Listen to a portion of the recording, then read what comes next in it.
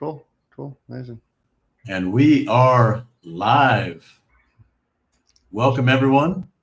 I am Michael Sky, host of the Calling All Men Summit, broadcasting from Nairobi. Got my co-host, partner in crime here, Hans Comain, broadcasting from Medellin, Colombia. And our guest is in Austin, Texas, my former hometown for about 17 years. I left Austin just as the traffic was starting to pick up and just as the percentage of Californians became unbearable. Yes. So this is day 7 of the summit.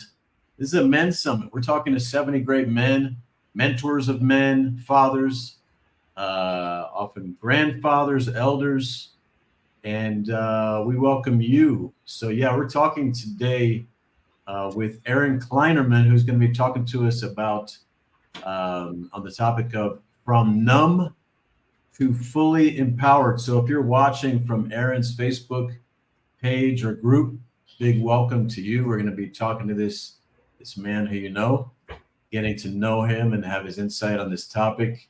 And if you are tuning in from Hans's YouTube or Facebook page, welcome as well. If you want to comment live, you come to facebook.com/Calling All Men Summit. This way we can see your image, we can see your name, we can interact with you by name. And if you want to be sure to get all the interviews, participate in everything, go to callingallmensummit.com or check out the link in the comments and join us. So our guest today is a master coach, a relationship expert, facilitator, and speaker. He is the lead male teacher for the Embodied Awakening Academy, a tantric practitioner, creator of several online courses for men, and the author of the international best-selling book, The Embodied Man. He has learned from the great masters in the field of sexuality and transformation, including earning a master's degree in spiritual psychology. Aaron went from being a licensed captain navigating ships to a sexual behavior and movement specialist navigating souls. His workshops, retreats, sessions, and speeches help humans integrate body movement, psychology, sexuality, and spirituality. He speaks and teaches honestly and transparently so others can unlock the real reason for their human existence. His mastery as a teacher provides the practical tools everyone needs to implement embodied, awakened intelligence into daily life. And he writes very good bios. Aaron Kleinerman, welcome to Calling All Men. Nice to be here. Love what you guys are doing. Yeah, welcome. Yeah, so today is day 7 of the summit, and our main topic is, just the stresses of everyday life as men in the modern world, the distractions, the addictions, the way that we become separate from nature, from ourselves, from our feelings, from each other. And so we're talking today about becoming more fully alive, more present, more embodied, and we're talking about the challenges, including numbness today, which I think is a fairly common occurrence. Aaron, what's your take on that? How many of us men out here are numb? From your experience, what are you seeing on the front lines of working with men? Yeah, good question. Yeah, and just want to celebrate and appreciate, your time and energy putting this together. And, it takes a certain level of caliber to bring men together in this way. To speak directly into numbness, I think will relate it to the upbringing for a lot of men. A lot of men from a young age are told not to feel, that our emotions aren't welcome, that big boys don't cry. And so this ingraining that gets put into our consciousness, our awareness makes a lot of men afraid to actually fully feel. And then when we do fully feel, sometimes we're told to not be too much, not feel too much. So there's this like walking on eggshells feeling that I know for myself was a lot of the youth that I had. There was so much happening. And literally the only way that I could survive and get myself through it, all of the chaos and all of the dysfunction around me, was by going numb. It was like not feeling, because that was easier. And if we look at the nervous system, when we kind of go beyond the fight and the flight response, our system often dissociates and goes a bit numb, because to feel so much, to feel all the pain, all the suffering, all the intensity, it's almost too much for the system. So it's easier for a lot of men to not actually be in the body. This is, men and women, but especially men. So even though they might look strong and powerful, a lot of men create that mask, and underneath there's a deep vulnerability and a tenderness that has an inability to really be seen and to be heard and to be recognized in the world. And so numbness is, in my view, quite prolific. And then we're in a partnership with someone and they're like, feel, feel, feel. And then in that one moment when the man decides, okay, once a decade or once a year, I'm going to actually let my emotions come through. And that moment, if the being who's asking him to feel doesn't have a capacity to witness without judgment and be a good space holder, the very thing that person, whether female body or feminine, wants from the man, doesn't have that same capacity to do, then instead of actually feeling more, the man goes more numb because he doesn't feel like it's safe. So really the core behind all of this is, do you feel safe in your body? Interesting. I would like to say something as you spoke, Aaron, and thank you for doing this. I'm familiar with the older generation not feeling and hiding it behind like men don't cry or don't, we're strong. What I recently noticed, and I want to ask you if you've seen this too, with the younger generations, because I have a lot of younger men that I am connected with, work with, and it showed up to me in a very particular form that really struck me. And I saw these men that are really like cool, and as I get to know them, I also discovered an incapacity to really feel. And I seen in more recent generations how it shows up in an aloofness,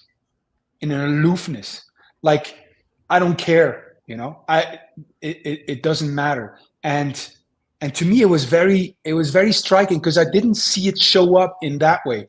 I saw it show up in a kind of like a strong presence, like for older generations, like I'm a strong man. But now in younger generations, I see it more show up in an aloofness. Is that something you've seen, or am I? Yeah, I'd say there's some accuracy to that. The aloofness to me feels like a piece of even more disassociated from the body, because a lot of what is happening is there's so much focus and attention around logic, reason, understanding, and to go into the feeling body, there's not really any codes or awarenesses about how to drop into the mystery of the body. So instead of doing that, there's this like, I'm just going to almost transcend the human experience. And really what I see a lot in spiritual traditions and even men who come into this path is it's often an ascendant journey, meaning let me find God, let me find presence, let me find a level of awareness out of my body, because it doesn't feel safe to be in the body. And really the field that I teach in is somatic therapy, in the field of tantra, in the field of embodiment, is not only can we ascend, but can we descend into the body? Can we descend into the uncomfortability, into the messiness, into the animal inside that's for a lot of men completely closed up, locked behind cages, and only comes out after too many drinks on a Friday night, and then that too many drinks comes out and he's buck wild and crazy and wakes up Saturday morning and consciousness says to animal, what did you do? So yeah, there's an aloofness because to actually be safe and to be in the body can feel scary. It can feel like, what is going on? How do I even do this? So let me just ascend out of the body rather than deal with all of the dysfunction, all of the chaos, all of the turmoil that this man has held on to for his entire lifetime because he didn't feel. And the way a body works is anything that has not been felt, has not been dealt with, is being held in our body as these kind of half spins of quantum energy. And so we're attracting people, places, and experiences into our life to force us to feel all the things in the past that we haven't learned to love, honor, and appreciate, which is why often men especially hit their head against the same brick wall over and over and over again and try to figure out, well, why am I doing that? Because you're attracting that brick wall because it's reminding you of something that happened in your past that you haven't learned to love, honor, and appreciate. So instead of feeling that, a lot of men just ascend out of that and just go into this more aloof state where things are a little bit more numb and they don't have to feel it all. So yeah, I do relate to what you're saying. Yeah, feelings. I think many of us men relate to feelings as very dangerous, and we can judge them as feminine or vulnerable or weak or something like this. But if we allow ourselves to feel what's really in there, that maybe we haven't felt forever, we might break down, we might lose all control, or we might do something dangerous or something that messes up our life, feel too much anger or love or fear or whatever, and you might do something that's not controllable and that's not positive. And I think men don't dare express feelings with women a lot of times because the moment that you enter that world, I mean, especially if it's in the moment of conflict with her, you're going to get destroyed as a man because she's a ninja in that world and you're a complete novice. And so I think a lot of men would just rather not go there and try to find a way to deal with her in this situation without touching any of their feelings. Absolutely. And what do they try to do? They try to mansplain it. Oh, let me explain to you what's going on. Let me tell you what's going on in your emotions. And the emotional body in the feminine in all beings is like, fuck off. I don't want to be explained. I want to just be felt. I want to be experienced. And so the really key important piece here is that if a man wants to be better at holding space and being good at being loving unconditionally, then when he's witnessing the emotional expression in the feminine, let that be a transmission or an energetic awareness of his own emotional body. And the way I'll relate that is, for me, I was suppressing so much of my emotions that I often found myself in relationship with very fiery, strong, intense women who had a lot to say, who were very emotional. And I was like, I'm good. I'm the ascendant, yogi. I'm just going to be here and everything is well. And they're like, and I see this so much inside of spiritual worlds. And the more that actually, I've dated a few of those, by the way. Yeah. I think many of us have, for sure. And the more the man actually owns his own. Sorry. Yeah. Go ahead. And I would make them more like that by my refusal to meet them, where they were. Yeah. It's like a self-fulfilling prophecy, Exactly. Because we're all one. So if we're actually all one, then anything that we don't love and appreciate inside of ourselves is being projected on in the person in front of us. And we've got ourselves into that relationship because they are expressing what you are suppressing. So the feminine is often expressing what the man inside is suppressing. So for a man to become more integrated, to become more whole, He has to meet the dark corners of his emotional body that he probably has tucked away for 20, 30, 40 years. And that's scary as anything. Like, I see men who, when they go into that space, their body starts trembling. Like, these are the spaces I hold in person and live retreats all the time, and doing that in a way that lets them feel safe. And this is one of the things I love about men's work, and I'll explain this in a way that really relates, I think, to people listening. The feminine in a man's body is often quite young. She's a bit more mature, hasn't grown up. She trusts more the masculine in a male body than the masculine in a female body. So because she trusts more the masculine in a male body, inside of men's containers that are embodied in nature, like the retreats I run and the somatic therapy and things like that, there's a deeper permission field, because that feminine inside is like, these men can hold me.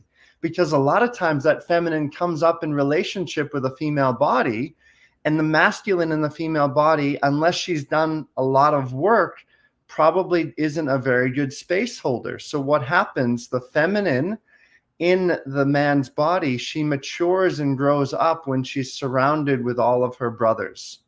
And then that feminine energy integrates more, and then you can go back into relationship a new man, literally, because you're not a needy little bitch underneath all of the frustration inside. And this is the key piece I see why embodied men's work is so important. Mm-hmm. Mm-hmm. To create that container within oneself for the feminine within the masculine body to feel welcome, and I can see the importance of the work that a man can do. Mm-hmm. How do you, Aaron? You said you got to learn to love, honor, and appreciate the body, the feelings, the emotions. How do you teach that? I teach that through, there's a number of somatic emotional release tools that I support men to learn and to integrate. And so that after they learn those tools, they can begin to, when they're back at home in their day-to-day life, when things come up, rather than becoming numb, they can pull themselves away, move their emotional body, let the energy alive express through them, and then be able to come back into conscious communication with their beloved, with their coworker, whatever it may be. Because the reality is, we often in arguments or things that come up, we might think that it's the other person's fault, but all they're really doing is reminding us of all the times when we didn't feel as a young boy. So when we can have the awareness at a conscious level that that's what's happening, then we can have greater emotional maturity to pull ourselves away, to move our emotional body, and then be able to come back into conscious conversation and communication. Now, this can sound like a great concept to do when the rubber meets the road and you're pissed off inside. It takes a lot of courage to pull yourself away, to beat a pillow, to let the emotional body run, and not let your partner become the reason why you're upset. You say courage. Is it in my own experience? For me, it looks as if the key is awareness. When I'm not aware, I'm slipping into being reactive.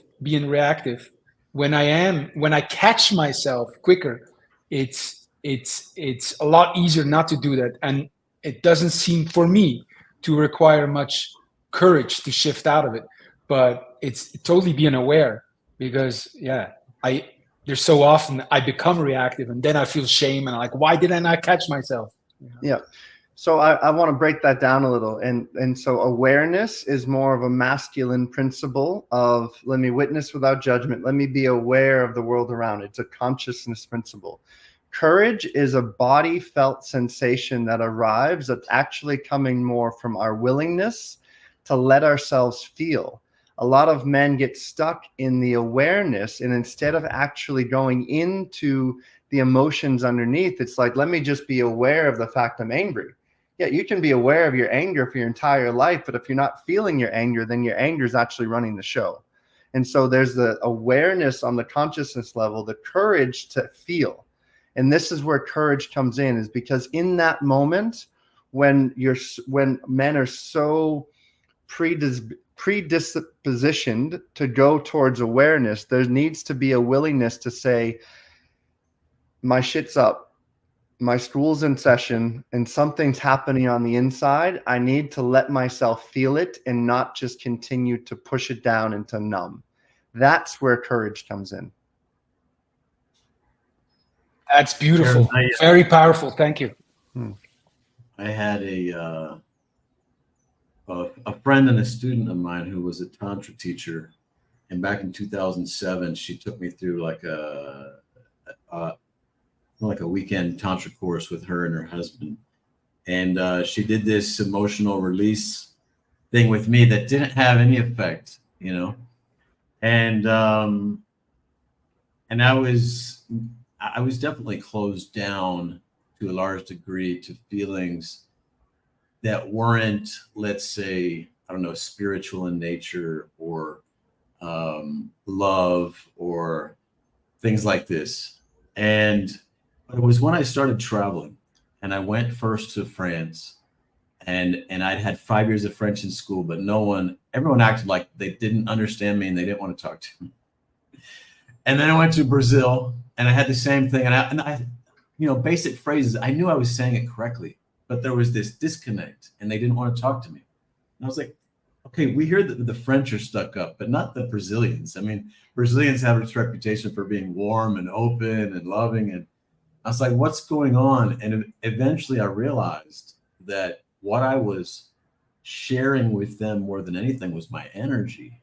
And I was in this kind of, the way I learned to be in America, aloof and kind of, maybe a bit aggressive in my appearance or demeanor or whatever. And I realized this is what I was communicating. And so that's why they were responding the way they were responding. And I realized that it's far more important for me to share my feeling than to communicate correctly, be nervous and whatever about what I'm communicating. When I realized this, I just started tuning into everything I was feeling and then doing my best to express that, my appreciation for the beauty of where I was, my gratitude, my joy, my desire, my, laughter. And this journey I went on for years, and it just opened me up. It transformed me. And it transformed my world because I realized people care. People are, they want to connect. People are generous. Like, it transformed my view of the world and myself. And so I just, I want to put that on the table. I don't, I don't know. What are your thoughts on that? Yeah, feeling is a way, there's numerous times in my travels. At the end of this year, I've been to over 90 countries around the world, a lot of them teaching. And when I first was traveling, often in places that, I couldn't speak the language. And there's a felt sense inside when you can meet someone eye to eye, soul to soul, even if there's not a language that's there. But what that requires to do that is an openness. There's a receptivity to take in life.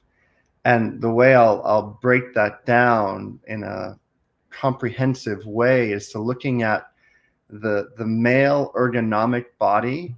Our phallus, our cock, like, rises to penetrate, to create life. The female anatomy receives seed to create life. So there's a receptivity to the feminine. There's a penetrative power. There's a presence. There's power on both sides, but there's a penetrative energy and an alignment and awareness on the masculine. So feelings are a bit more of a, you could say there's an everythingness to it. There's a receptivity to it. The way in which I feel as I touch my fingers across my skin, the way in which I feel when I smell a flower. I'm receiving life. And now, a lot of times, the biggest reason men go numb is because they've closed down their feeling center. Because a lot of what the world puts up on a higher pedestal is logic, reason, understanding. Like, how do I communicate better? How do I make a goal better? How do I X, Y, and Z get to the next destination, rather than slowing down to smell the flowers? And a lot of our world doesn't necessarily pride, and it's not high on values. It's like, oh, what did you do today? I just be, and I was receiving life. Now, I'm not saying that's the key to the solution, because if you spend enough time in spiritual places in the world, sometimes you met men who are just like seaweed in the sea.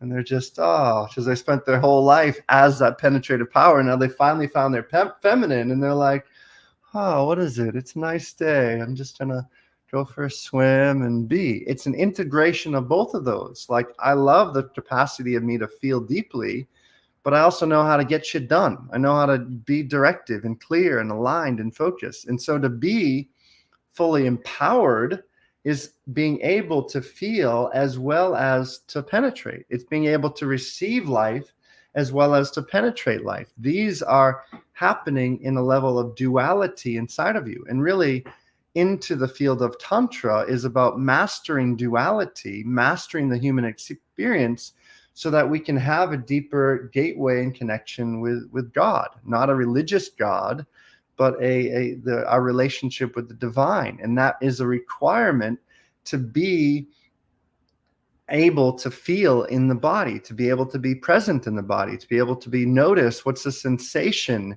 and experience that's happening moment to moment, breath to breath. When that happens, then you can actually know, what is my soul here meant to do? A man that's aligned to his actual soul purpose and fully empowered as a soul, he knows how to penetrate, and he knows how to deeply receive and to let life move through him, not just be the go-getter all the time, actually be able to have a balance of both. Yeah, that was a big component of my journey as well. I had given up my very, very, very, very American way of being in control of everything in my future and my business. I gave up my business, everything, and I was living through gifting and receiving. Mm-hmm. And I viewed like sharing my feelings as giving, and it was like a revelation to me, and it transformed my life. And I've often been hesitant to return to the States because, like, afraid that closed down wall is going to come back, and I'll get small, and I'll have to communicate and live inside of a language and a world that I feel is very kind of restrictive. And I found some facility with that, but yeah, I'm just echoing this. There is a huge aliveness that awaits, us men. The more that we can open and allow ourselves to feel and welcome that and receive that. I'm curious to hear on your own personal journey, what was your relationship to father and the masculine and growing up, and how did you come into doing the work that you're doing?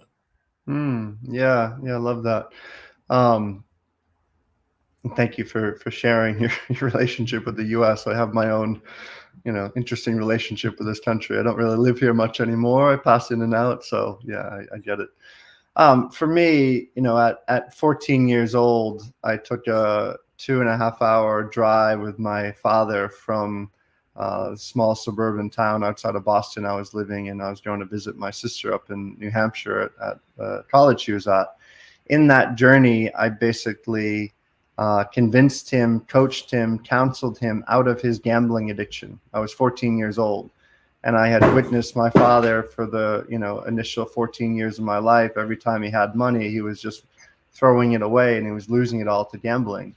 And something came over me in this moment, and I really just spoke not only to his logic, but also to his heart, and touched a place inside of him that, you know, to this day, you know, I just turned 40 this year, so however many years that is later, 26 years later, you know, he's never gambled a day in his life. And that was a shifting moment of recognizing that there was some gift or capacity in me to be able to counsel and support others, as well as shifting from, yeah, of course, he was still my father and I love and respect him so much.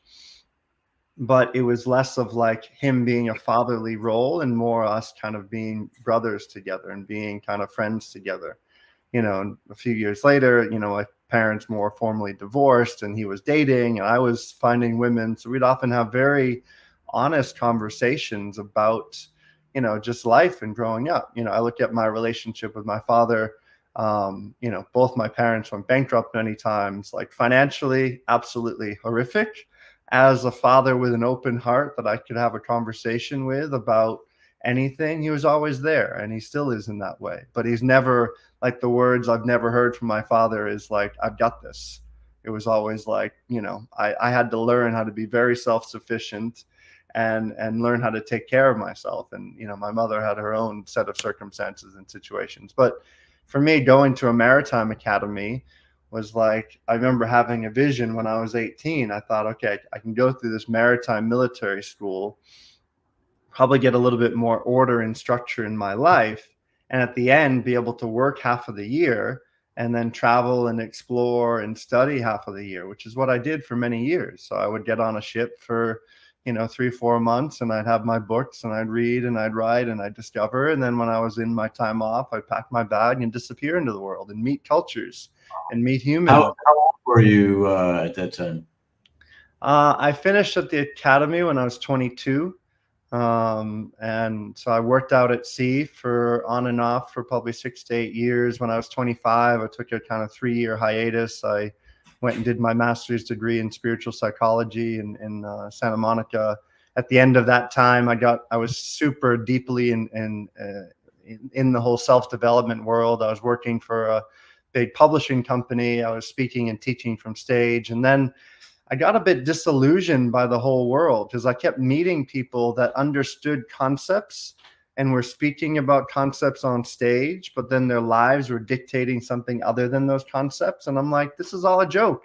Like, nobody's actually embodying the things that they're saying. So then, including myself. So I left it and I was like, I went back to sea, returned to Hawaii, operated the cruise ship for many years. And then 3-4 years down the road, you know, found this field of Tantra. I started to meet people that not only understood esoteric concepts, but actually embodied them in their life. And I thought, this is something I can lean into and I can trust and I can have a felt sense for. Where were you when you discovered Tantra? You know, there was a woman who came in my life, you know, probably about 8-9 years ago now, mainly in Bali. And she was a tantrika and kind of initiated me more on a lot of this path. And as this, you know, was happening, it was actually a recognition of like, oh, this is more at home. Like, this is already how I live and breathe. I just didn't have the framework or the context to really understand that. And that context started to open up in that way. And I resisted, and I still at times do, like teaching in the field of Tantra, because it's so misunderstood. It's so, people hear Tantra and they hear, you know, sex. That's all they hear. When there's an entire other field. To me, it's the only spiritual tradition that really encapsulates the entirety of the human experience. So it's a weaving. Tantra literally means to weave. It's a weaving of love through life. So all I do is weave all of the different disciplines, my leadership that I've taken from the maritime military world, the psychology I learned from my master's degree, all the other skills and tools and courses I've done, and I weave it together to support a deepening of actual embodied love on this planet. Wow, that's beautiful. I just want to relate it to my story, kind of talk through this. So that Tantra teacher I was telling you about, one of the big things that I really, it was like a seed that she planted. You know, she talked about like eating her dessert first. You know, it was kind of this really honoring desire, you know, desire and pleasure and all of this. And, you know, growing up Mormon, this is the part you suppress, you know. And that's the very dark and dangerous world is the world of desire. You know, it can really lead you astray from that religious, you know, kind of context.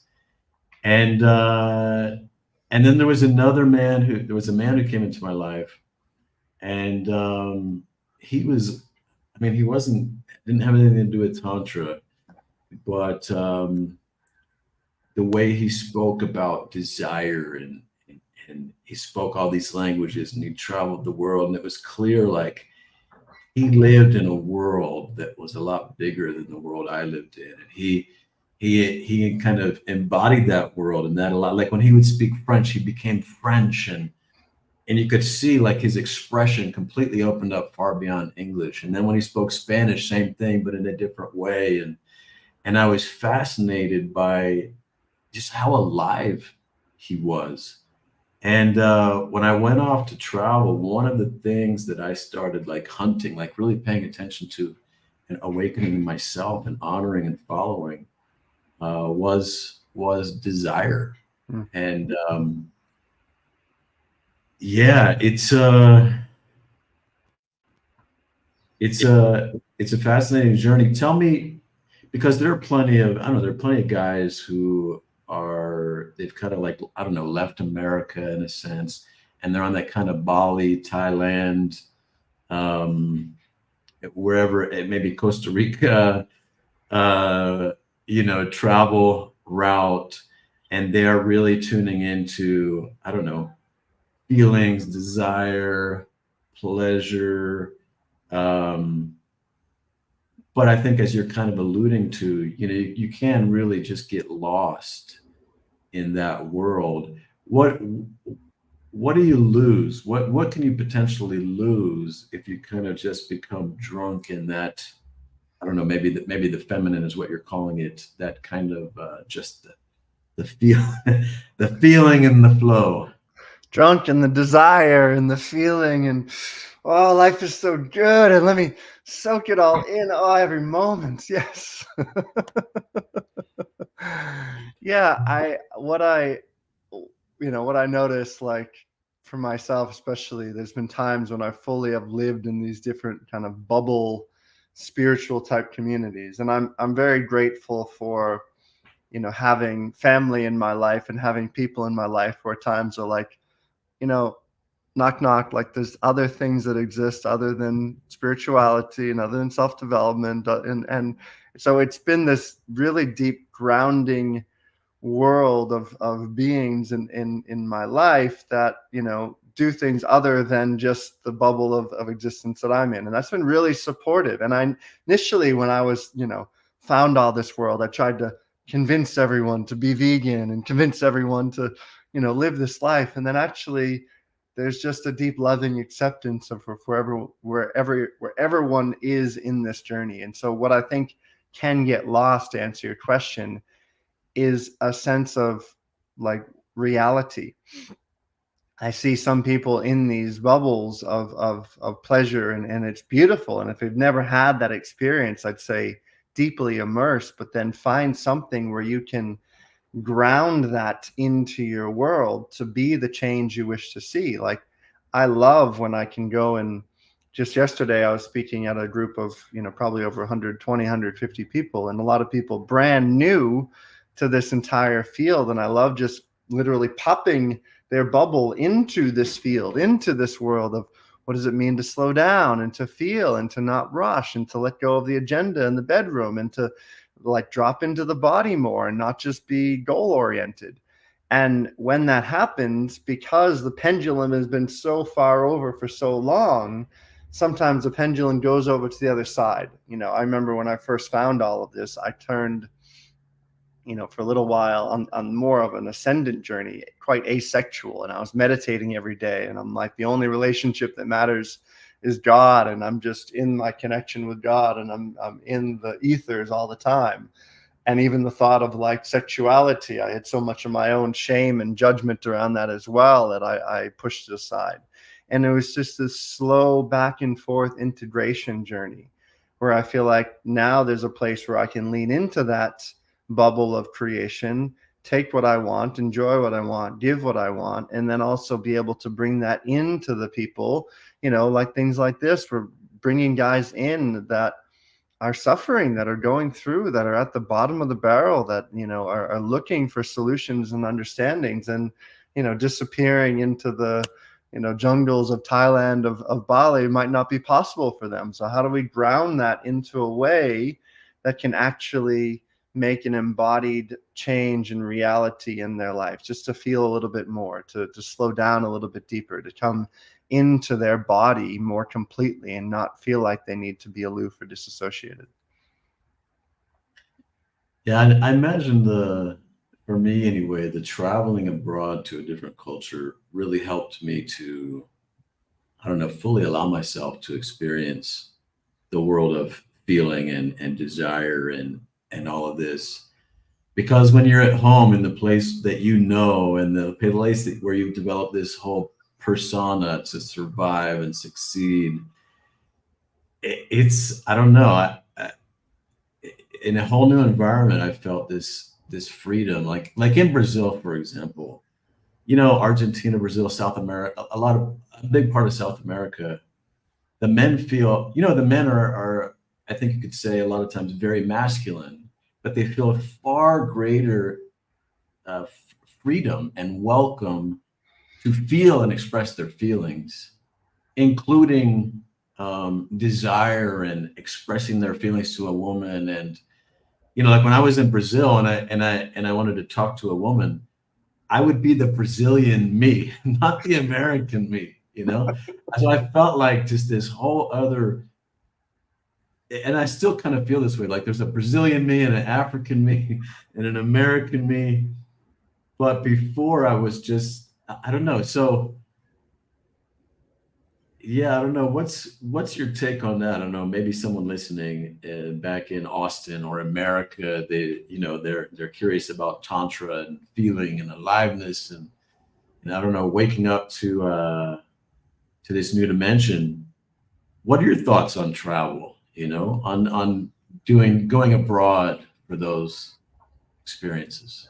Well, yeah, I mean, I'm grateful at a young age. I think I first left the country when I was 15 or 16. I was playing soccer or football out in UK when I was quite young, and then I continued to travel and explore. By the time I was 30, I'd been to over 50 countries, and this. What were you doing in the UK playing football? Playing soccer. When I was younger, I played on a lot of like professional, like Olympic development teams. I was a goalkeeper. So I was very, involved. What a life, man. What a life. All over. So yeah, I have quite a few friends that ended up playing like full professional soccer. Travel for me has just opened my world to see things beyond the lens of the small suburban town of Boston that I grew up in. And it just let me really appreciate life that much more, and appreciate also being, I've been to some of the poorest countries in the world, and I've met some of the most happy, friendliest people that have very little, but have this gregarious love for the day-to-day life they get to lead. And it just like feeling the sense of that when I then come back to things like the US and I just see what people get, like their issues are and what their frustrations are. And, like just the other day, I had an issue with my phone, and I was at the Apple store, and, it's a continual problem. I haven't had a solution. I could feel that the way in which the customer service was handling me was like, oh my God, if this guy doesn't get the phone, like his whole world is, I'm like, it's okay. Like I can be okay. But you could just recognize that was the way that they were handling it. Was like, this is someone's lifeline to existence. Right? We need this to live and to be, and we must take care of your issues. I'm like, this is yeah, like it's like it's your heart and it stopped beating, and we're gonna pump it again. Don't worry, we're gonna pump it again. Yeah, that was one of the things that shocked me when I first started traveling was you could be in the most financially broke parts of the world, especially if you're in the countryside, and there is an abundance of things like connection and nature and togetherness and community support that we are, speaking in generalities, broke with in the States. Like there's a wealth and a wealth. Like my first real amazing experience like that was in Kenya in 2006. I was here for a month, and it was like it was earth shattering because there were no overweight people. Now I didn't see anyone starving either. I mean, everyone looked fit, but everyone walked every day a lot. Everyone ate from their garden. You know, it was, and that's starting to change now. But as they're becoming more, I don't know, Americanized, let's say. But you know, a woman goes down, you know, she goes to wash her clothes, and it's with her kids and the kids from the village and the other women from the village, in the river, in the sunshine. They're singing, the kids are playing in the river, and it's like, you know, and then you contrast that with women back home who are, you know, like, I don't know, let's take a housewife or something with a washing machine, and maybe she's got the soap opera, you know, but she's all by herself. Mm-hmm. And just the scarcity, the contrast of the abundance on one side and the scarcity on the other was completely the opposite of what I was expecting. And it was like, it was confusing, you know? So, you know, I want to ask you about something else, because something that also that started occurring in my life when I started making, you know, I started exploring this other kind of world, was things happening like miraculously that I wasn't in control of, that I didn't make happen, you know, with, you know, as I was more receiving and allowing and not trying to force outcomes and get my way. And I wonder if you'd speak to that. What have you experienced?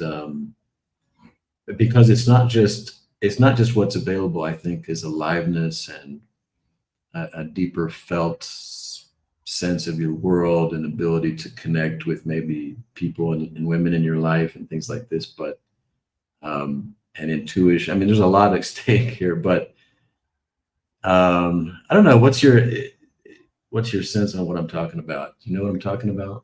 Yeah, I sense what you're talking about. It's like opening yourself to the miracles of life. And to open yourself to the miracles of life means that you drop into the deeper dimensions of the mystery that's inside of you. And I look at that on a bigger scale, like the part of us that's having this conversation, that's being human, that's going through this experience, in of itself is an absolute miracle. Like life is a miracle.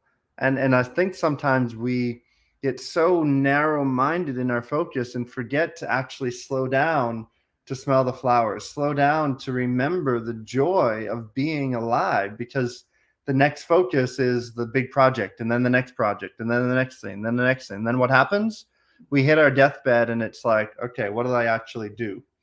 One of the questions that always comes up for me that I often guide people into is bringing yourself to that moment of death and asking yourself, did I really love completely? Did I really matter deeply? And not matter from a place of, did I do all the goals that I wanted to do? And did I create all the things, but did I actually live with a level of gratitude and appreciation for the miracle of being alive, of actually falling in love with the human experience, not ascending out of the human experience, but being with the chaos and the beauty and the happy and the sad and the kind and the cruel, all of it, and being able to say thank you. Because when we can say thank you, then we open ourselves to be more alive to the miracle of what is. We're more alive to the miracle of what's happening day in or day out. Because if not, we can just lose ourselves trying to fix the things that didn't work in the past. The reality is right now, here you are. And we have a choice. We can look at all the things that happened in the past and say, I wish it happened different. I wish I did this. I wish I did that. None of that's ever going to change. But what we can do is we can open ourselves to the miracle of life that's waiting to unfold before us.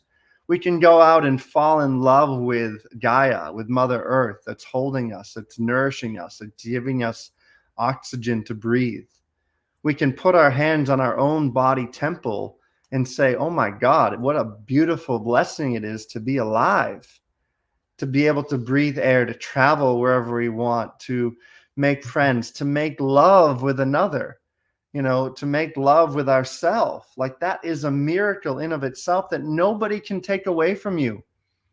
And no matter how much money you make, no matter how many things that you do, if we don't love ourselves unconditionally, then we're just another, wheel in the game of things. But when we can slow down and we can be the love that we wish to desire in another, and this is a really important piece that I'll draw again back to a lot of men. So many men are trying to find love outside of themselves. They're looking for it in a partner. Oh, maybe it's over here, maybe it's there. And the invitation that I support men with all the time, especially in the retreats and groups, is falling in love with this body as we are, who we are, and not needing to go anywhere else.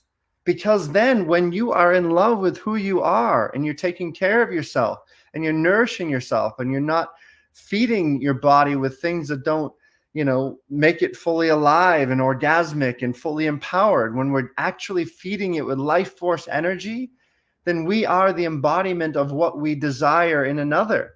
And then what happens? We attract a partner, we attract a situation, we attract someone in our life who becomes the reflection of who we are within ourselves.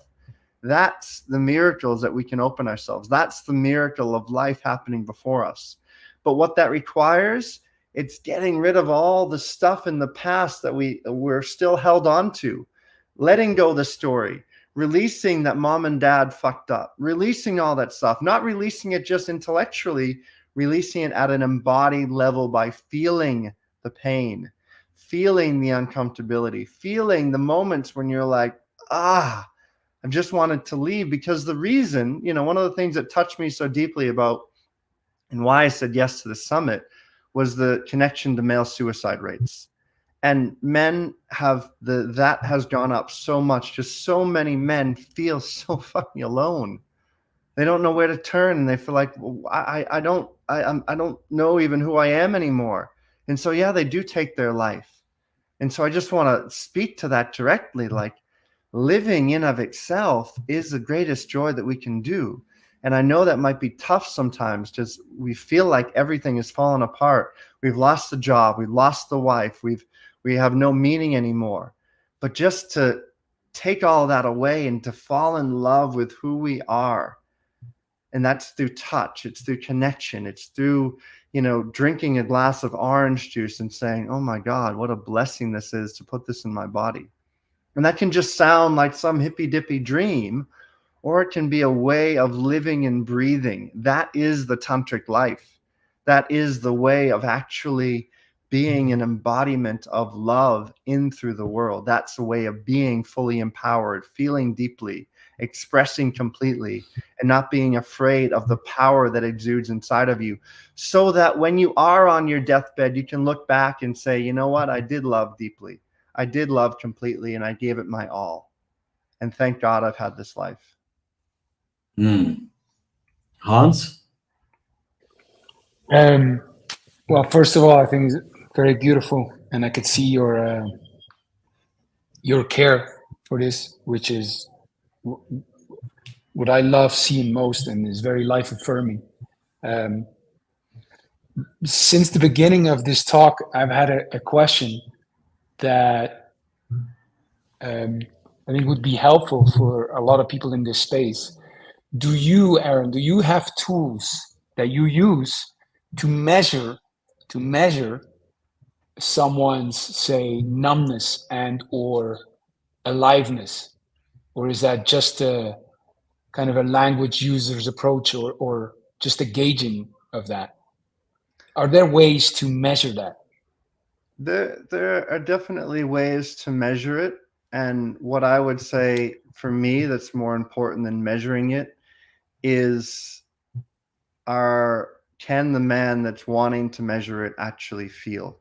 Can the man that's wanting to find, because and I love this question actually, because a lot of what happens in the emotional body is our mind trying to intellectually comprehend the emotional body, and the emotional body is like, fuck off. Yes.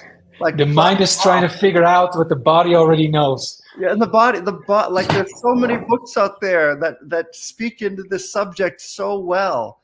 The body's wisdom, and heart math shows this really well. There's actually more neural capacity inside of the heart to make decisions aligned to the soul than the mind. And I'll give an analogy of that.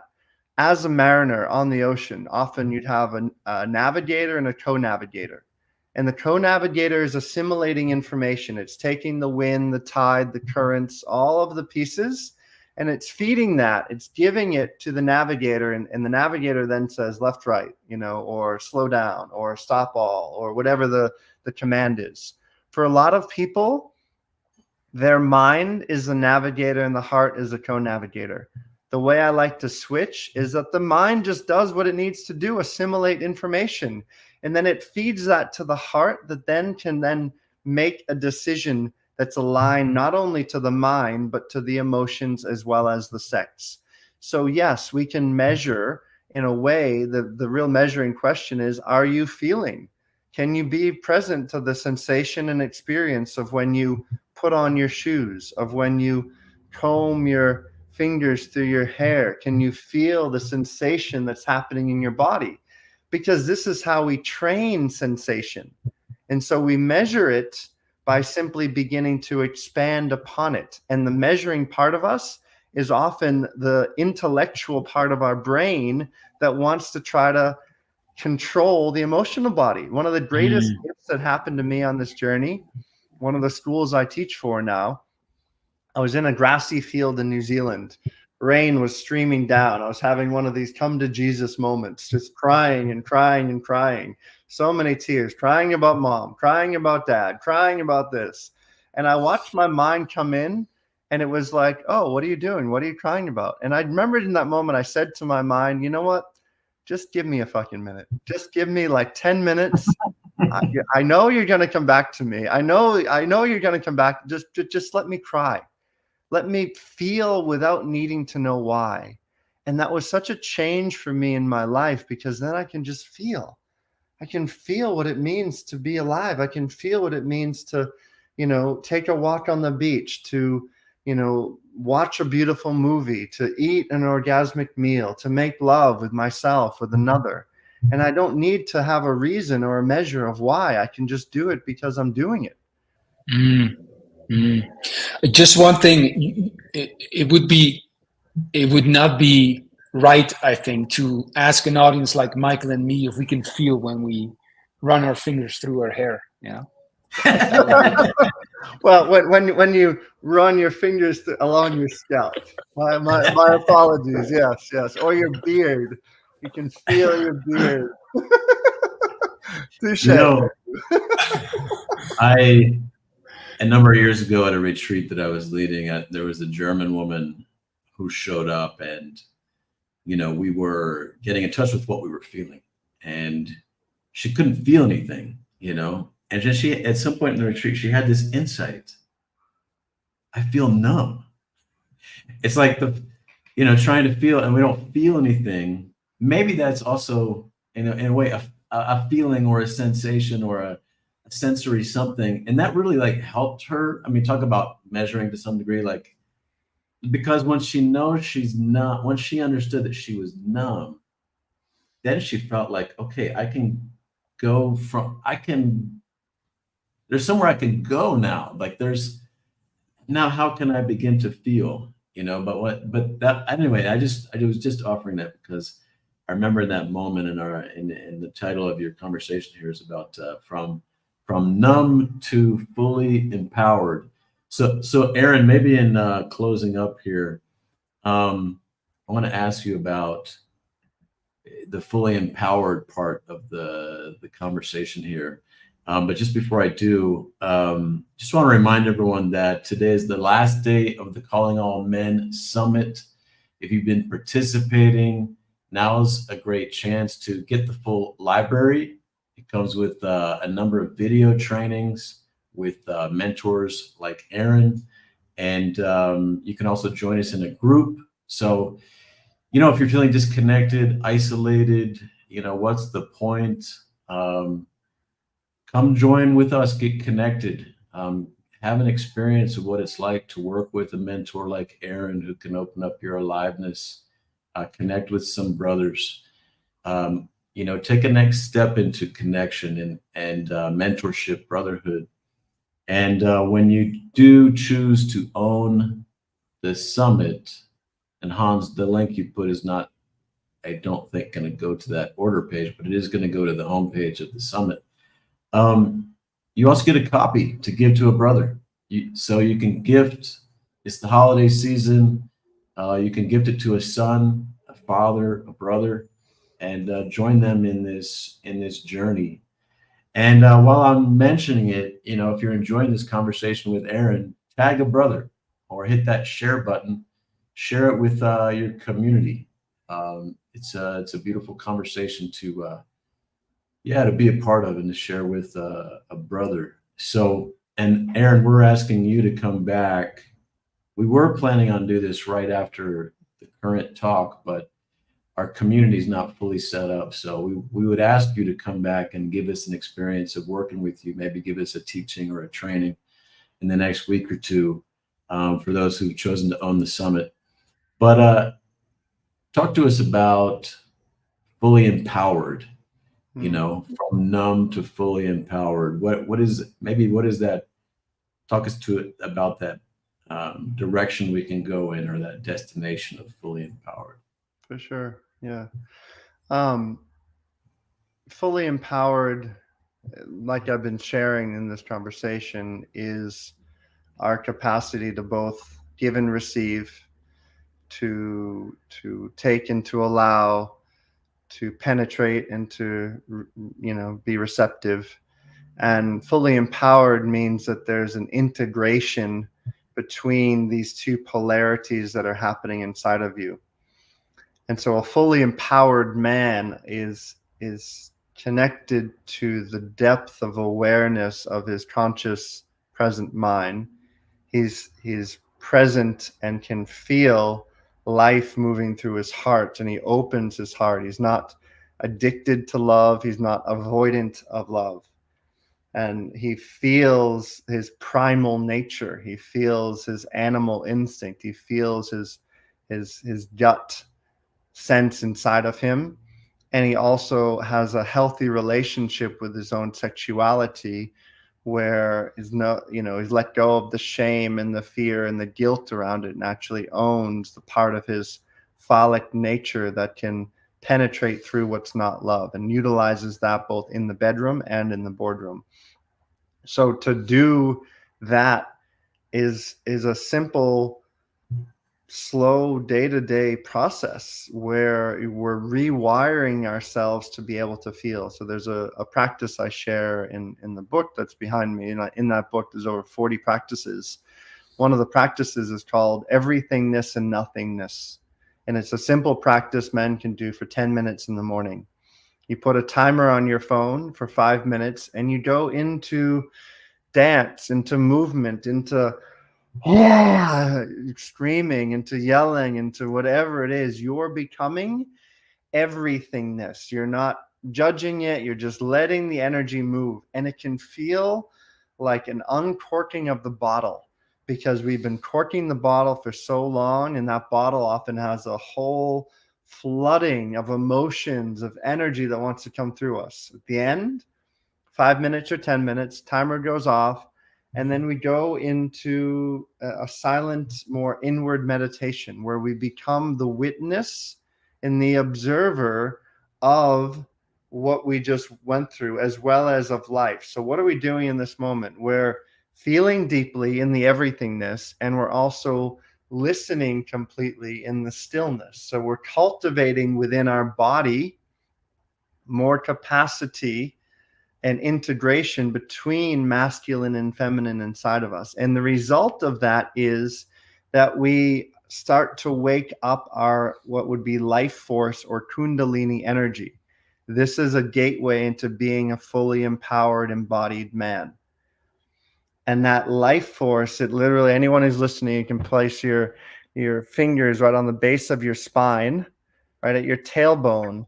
And that tailbone, if we were to connect that tailbone up to the crown of your head, imagine that there's one line or cord of energy. This is our aliveness. There's a single column of energy. Imagine it's like a rusty pipe that's been coagulated with a lot of fucking bullshit through life, a lot of things, a lot of built up residue. So what that washing of the emotional body does is it start to flood through that pipe, so we can start to feel, we can start to move, we can start to allow being centered, feeling completely, but living in the world and not ascending out of the world. So this is a gateway from going from numb, not feeling, being afraid, closing down, ascending out of the body, to being fully empowered, alive, and charismatic, and connected to pure source, to who we really are as a man on this planet. Beautiful.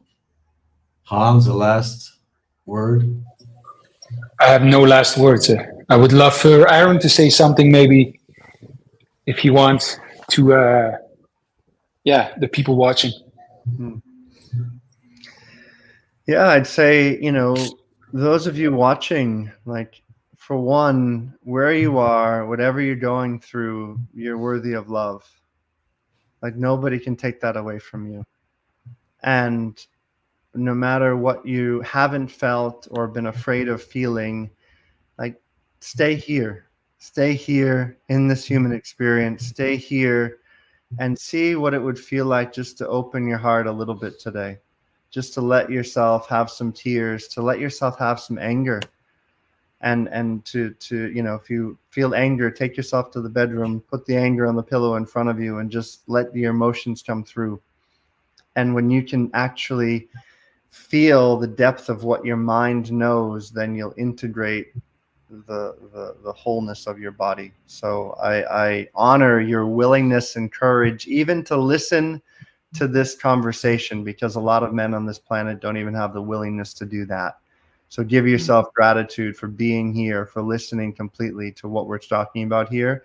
And also know that your capacity to feel is setting the parameters and the gateway and the transmission field for other men around you to do the same. Be the change you wish to see on this planet, as Gandhi said it great. Aaron Kleinerman, so beautiful. Thank you for joining us. Thank you, man. Thank you.